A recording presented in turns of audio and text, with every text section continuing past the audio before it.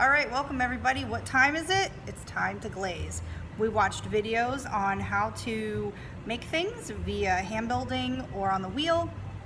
We've done a little bit of surface decoration. It's time to glaze and get your piece fired, make it food safe, and get it home. What is glaze? Glaze is basically a liquid suspension of powdered glass. That glass is in water. We use other clay chemicals to keep it suspended. That's why we have to constantly mix it. And we also use something to bring down the melting temperature so it melts at a temperature that we can melt in our kilns. So we heat the piece up with this glaze on the outside. It melts, and as it melts, it forms like a shell. And then it starts to cool down and it seals. So whatever it's touching, that glass is going to stick to. So that's why in the demo we're going to talk about what to do with our feet. We're going to talk about how not to get our stuff to stick together. In future demos we'll talk about lids and how to get lids not to stick and how to get them to fit. But right now this is just going to be a very simple and basic mug and bowl how to glaze. If you guys watch the video and you guys have questions, or you have a specific piece that you're like, my piece does not look like that, how do I glaze it? Come to us, we'll sit down, we'll talk about it, we'll figure it out, and maybe we'll do a demo on it because maybe everybody else has those questions. So always ask questions before you try to just tackle it, so then we can make a little bit of a smarter plan. All right, so a lot of folks ask us why we have the buckets and why we have to dip them. Our glazes are made in-house, so that means all of our chemicals, there's multiple powder chemicals that go into it. So think of it like baking a cake. You have your flour, you have your cocoa powder, you have your baking soda. So all of those particles are different sizes and they weigh different amounts. So if you mix up your glaze, the second you stop mixing it, just like a snow globe, that thing's going to start to settle. It's going to start to settle down to that bottom. We always want to mix, and we always want to sieve. Sieve is taking our glaze and pouring it through basically a really fine mesh screen. It breaks up all those particles and it gets them to be a little bit more homogeneous, a little bit more like friends of one another, so they're all together. And then from there, you'll sieve that twice and you're going to constantly stir. So if you mix it up and you step away for a few minutes, you just want to take and just remix it up. You don't have to, use the submersion blender if you don't want to. Just mix it up just a little bit. But if you haven't done it for a little while, especially if it's sat for a day, more than a day, a lot of times folks will come in and be like, which one has anybody used? And they want to pick that one so they don't have to sieve. Always a good habit to sieve. Always a good habit to keep that stirring. We don't want our snow globe to settle, right? So the other reason we can't brush them on, so I have an example here. This is a store-bought glaze. They ball mill everything. They put a medium in it that allows you to let that glaze transfer from your brush to your pot with effortless ease, in theory. It's supposed to just smooth on because it has that medium in it. Our glazes don't have the medium, and our particle sizes are different. So if we're dipping our brush in, remember, as we're dipping our brush in, all those things are kind of starting to settle out. So we could essentially be dipping our brush into just a couple of top chemicals. So it's not going to be even, it's not going to be the same. And also, it's not going to brush right because the heavier particles could easily come off of the brush first, the lighter ones stick, vice versa. The physics of that I'm not sure, but I'm just telling you, brushing our glazes doesn't really work as well as store-bought glazes. Store-bought glazes, if you choose to do this, we will always put it on a cookie, which means a sacrificial piece of clay that we've rolled out.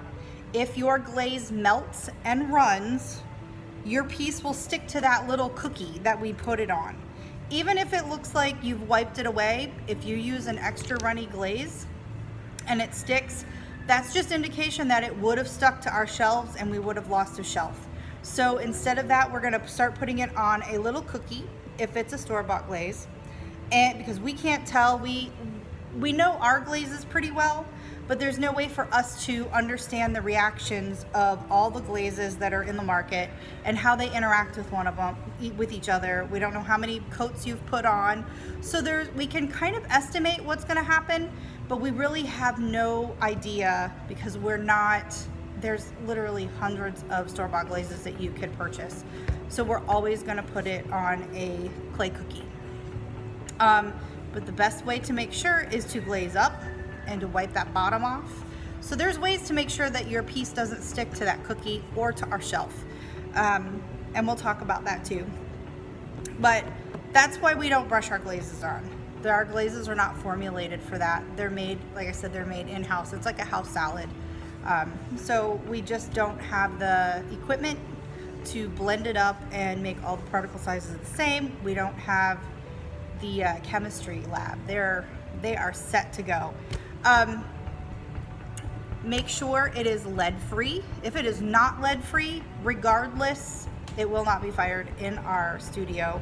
It has to be food safe. If it's not food safe, it will not be fired in the studio as well. You also have to make sure if you buy an 04 glaze, that's a low fire. There are glazes that fire at low fire temperatures, but if you put it in a high fire kiln, it could just kind of melt off. And we can talk about temperature at a different time, but just remember, watch what you're buying.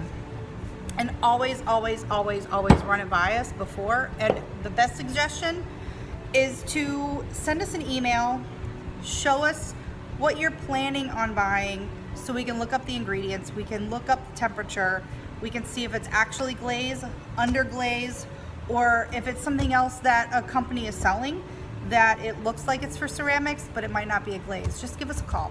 Or, like I said, just give us an email. All right, moving on. So we're gonna talk about how to apply wax to the bottom of our piece. Wax does not stop your piece from sticking. Mayday! It doesn't stop your piece from sticking. So if I have my foot and I apply wax and then I dip my piece in my glaze and I stick it here, that wax doesn't repel your pot from sticking to the shelf. It is not Teflon. It is not like glaze resistant. Putting wax on the bottom of your pot allows you to more easily wipe the bottom of your pot off. It's just an extra level of security for you to know that you got your pot and the bottom wiped off. So what we're gonna do is we have a little bit of the purple wax. If you choose to use a nice brush with the purple wax or the Forbes wax, it's totally fine. Just remember not to let it dry on your brush. The second you let it dry, it becomes really hard, and then you're gonna have to heat up some water really hot and melt the wax in it and clean your brush off. But if you take it and mix it with hot water and soap, the second you're done with it, your brushes will last, and you can use a really nice brush with your wax. Some people choose to just use, junky brushes. That's fine. I like to have a little bit of a nicer brush so I have a little bit of a better control of what I'm doing. So I'm gonna dip my brush in. I don't want it enough to where it like drops. If it drops on your piece, you're gonna have to fire it to bisque again to burn all of that wax off and start over. So I'm gonna switch camera positions, and then we're gonna talk about how to actually start applying the wax, letting the wax sit. The longer you let the wax sit between waxing and glazing, you're gonna have a more successful repel. It's really difficult to do that in the studio when we're right now we're down to those 2-hour time slots to paint your wax on the bottom and then wait 2 hours. If you have to and you want to, which I suggest, painting the wax on your pot, turning it upside down on a piece of paper and wrapping it up and putting it and saving it till the next day or the next class time in order for you to get a really good repel when you dip that piece in. If you always watch those videos on YouTube or whatever, everybody dips their piece in the wax and that glaze just beads right off. And then you think, it doesn't do that at the studio. It's because our wax has not had a chance to actually solidify and set up. the longer it sets up, the better it's just gonna repel that wax. So let's go ahead, switch camper positions, and we'll talk about waxing.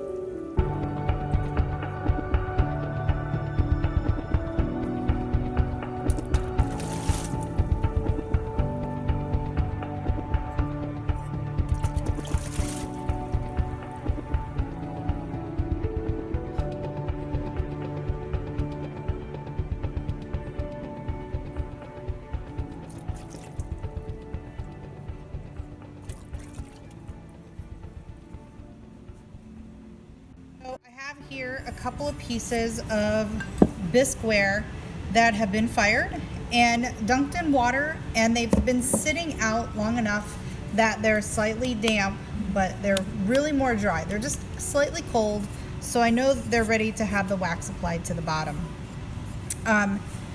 And you always want to go up 1/4 of an inch. That is the ideal amount. We have dipped our piece in water, it has dried, and now we're ready to wax. We want to think about going up 1/4 of an inch. So if my glaze is here and I want it to be glaze free here and here, that's where the wax goes. Essentially, if it's on this side, I have to do the same here. So a lot of times folks will glaze this part or put the wax here, and then this internal spot, they leave it wax free because they want glaze on this. But this is a little bit of a curve. You need to make sure. So what you're gonna do is you're gonna turn that over and you're gonna look.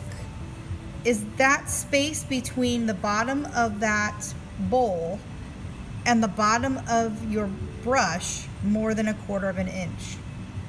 For this one, you can kind of see it's really not. It's less than. So if the thickness of the glaze is here, there's a chance that when that glaze melts, it bubbles up. And if it bubbles up before it lays back down, it could easily do what we call a kiss. So the glaze will be here, it'll foam up, it'll hit the surface of the shelf, and then cool back down, and it'll leave a little mark. And when you pull this off, you could easily have a little piece of our shelf stuck to the bottom of your bowl, or even worse, part of your bowl could break off and stick to our shelf. So for this one, I'm gonna wax the entire bottom, all of this, and up until this line. So you gotta either have a steady hand to kind of go around, or you can bring over a banding wheel, kind of start to get it centered, right?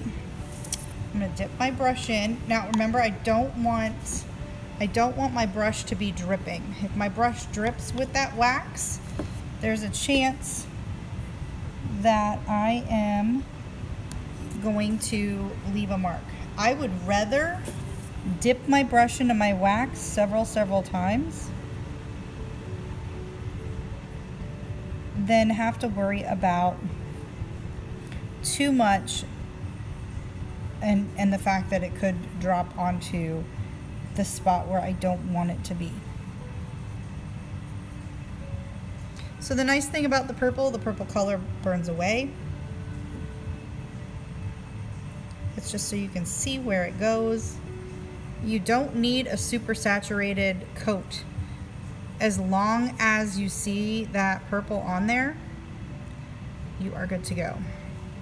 I do like to push it into the little crevices if I've signed my name or if there's a little design on the bottom. I want to make sure that glaze doesn't have a chance of sticking in there, so I kind of push it in.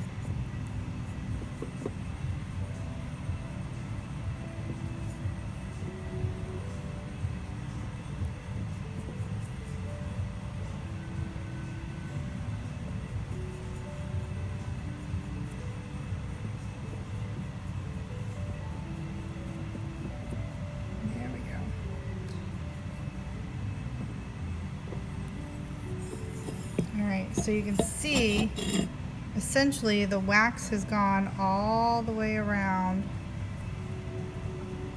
on that edge. So I'm using the line that's naturally there in the bowl as that. So when I threw this bowl, I had already thought about this. I already started thinking, when I'm on the wheel, I'm already thinking about glazing. And it's something to, once you get past the how do I throw, how do I get a center, how do I center, how do I get a cylinder, start to think about what your piece is looking like when it's finished, when you're on the wheel. It'll help in the long run. So I'm going to set this off to the side, and I'm going to let that dry for at least 2 hours. So now this, I naturally have this like really wiggly line that creates the foot to my body of my mug, and I'm going to use that line as my wax resist line. So what's kind of nice about these are it doesn't have to be exactly perfect. It's already got a little bit of a wiggle to it.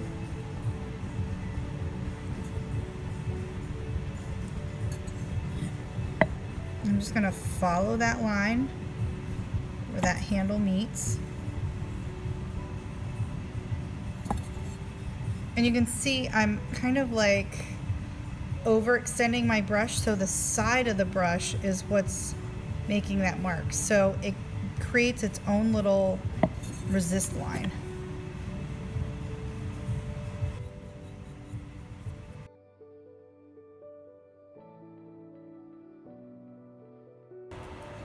Okay, so we waited a day for our wax to really dry and harden, and that's going to help us allow the glaze on the bottom to repel off of the bottom and keep our bottoms clean. So what I'm going to do is I'm going to go ahead and sieve, and we'll walk you through the sieving, and we'll go from there.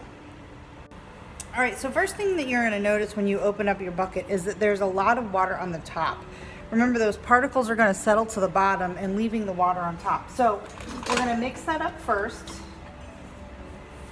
And you want it on the ground. I'm bringing it up so you can see it, so you can.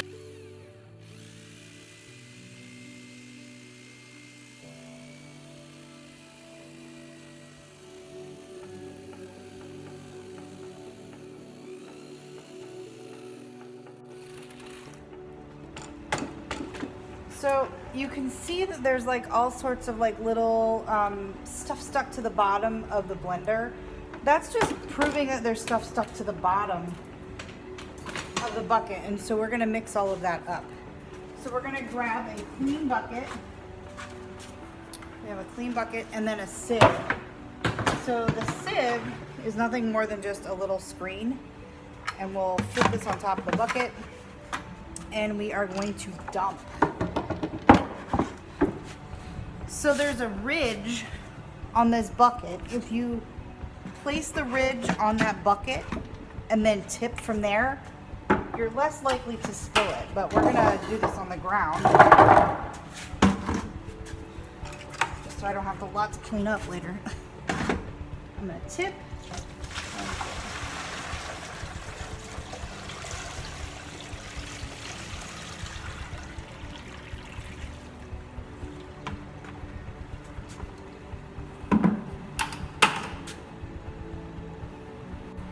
So hopefully you'll be able to see that there's stuff stuck on the screen, and it seems to be like sludge and sand, and that is the reason that we're wanting to sieve. One, it'll sieve all that stuff out. You don't want those chunks sitting on your pot. And two, that means all the stuff hasn't been mixed. And that was just mixing with a submersion blender. There's also going to be stuff in the bottom of the bucket that we're going to scrape all of this out. We don't want to scrape the sides.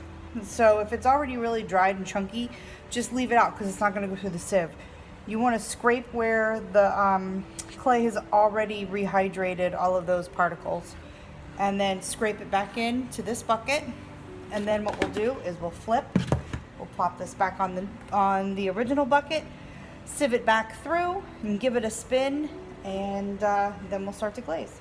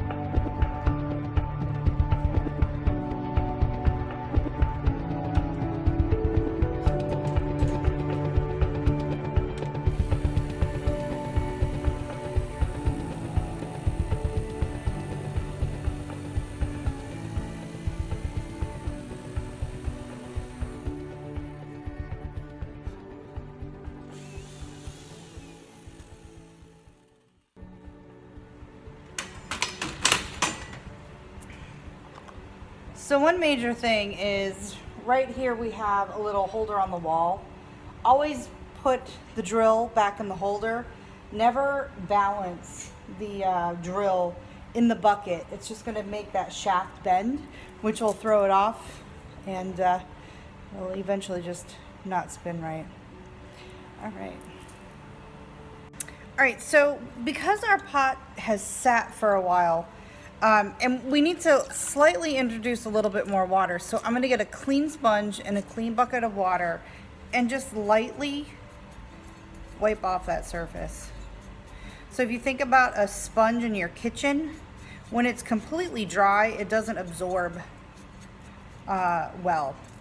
And we're using the absorbency of the bisqueware. When we dunk it into our glaze, the water is going to absorb into the body of the clay, leaving those particles on the outside.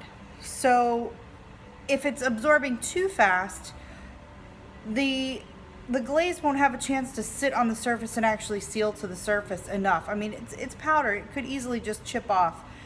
But we want to get the best adhesion that we could possibly get.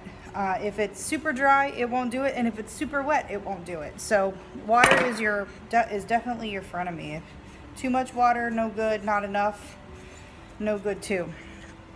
All right, so there's a couple different ways you can do this.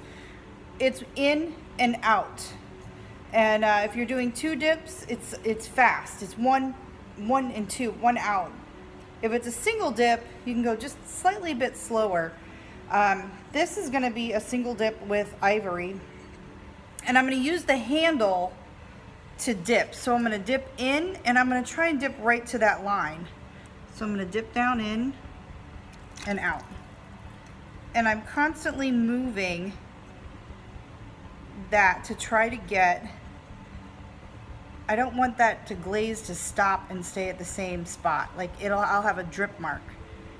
So I'm going to constantly move it until it is dry enough for me to touch, and it should be pretty quick. So now on the back side, see how easy that wax or the glaze just wipes right off that bottom? So much easier when it sits for a little while. So now I'm going to go back in and I'm going to dip straight down and dip the handle line and shake. Constantly rock and roll it back and forth. We don't want any drips to stop. I might need to just re-wipe off just a little spot, and we are good to go. What if you want to do it all at once? We have the option of using tongs. If you want to find a pair of tongs that doesn't split, if when they come together they wiggle back and forth, you don't want to do that. You want to make sure that they make a plus sign when they match up. So the teeth actually will make a plus sign. That ensures you're getting a good strong bond. And I don't want, it seems logical to pick it up this way, but if you scoop it in, the glaze is just going to come right out onto your hand. So you're going to go away, right? And you want to make sure that when you're dipping in, if you're doing a mug, you watch out for that handle, that you don't hit it up against the side of the bucket. So I'm going to scoop in and out and tap and rotate. So we're going to go in, out, tap and rotate.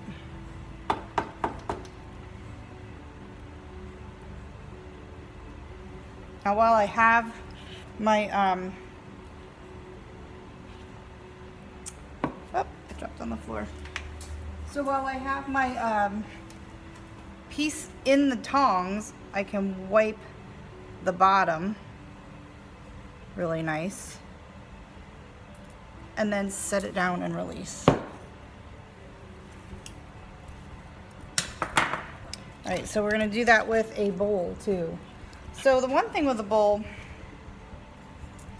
if you make the ridge of the foot, you could easily go in and do it by holding it.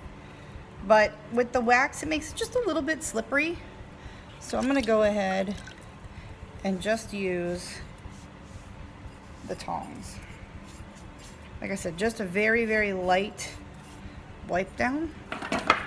Picking it up across, not next to me, but across. So scoop in and out, scoop in and out, in and out, and rotate back and forth. Tap it just a little bit, keep it kind of rolling.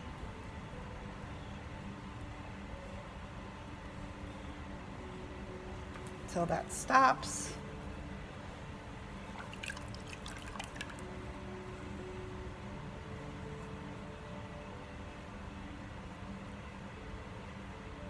Turn around and wipe that glaze right off.